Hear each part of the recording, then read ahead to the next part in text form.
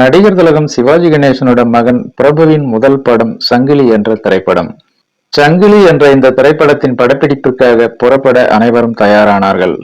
பிரபுவின் தந்தையான நடிகர் திலகம் சிவாஜி கணேசனும் கூட செல்ல இருந்தார். அப்போது தன்னுடைய அப்பா சிவாஜியிடம் பிரபு, நீங்க ஸ்டுடியோவுக்கு செல்லுங்கள், சிறிது நேரம் கழித்து நான் வருகிறேன் என்கிறார்.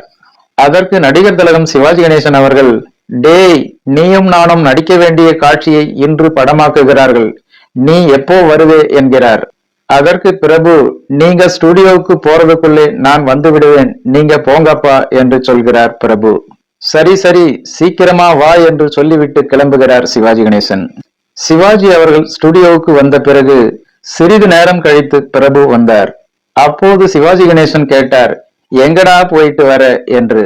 அதற்கு பிரபு, அது ஒண்ணுமில்லப்பா, நான் சினிமாவில முதலா நடிக்க போறேன், அதனால ராமாவரம் தோட்டத்துக்கு போய் பெரியப்பாவிடம், அதாவது எம்ஜிஆரிடம் ஆசீர்வாதம் வாங்கிவிட்டு வந்தேன் என்றாராம் பிரபு. ஓகே ஃப்ரெண்ட்ஸ், இந்த ஒரு சுவாரஸ்யமான பதிவு உங்களுக்கு பிடித்திருக்கும் என நம்புகிறேன். மேலும் இது போன்ற பல சுவாரஸ்யமான தகவல்களை பற்றி தெரிந்து கொள்ள நம்முடைய சேனலுக்கு உடனே ஒரு லைக் போட்டு சப்ஸ்கிரைப் பண்ணி சப்போர்ட் பண்ணுங்க. நன்றி, வணக்கம்.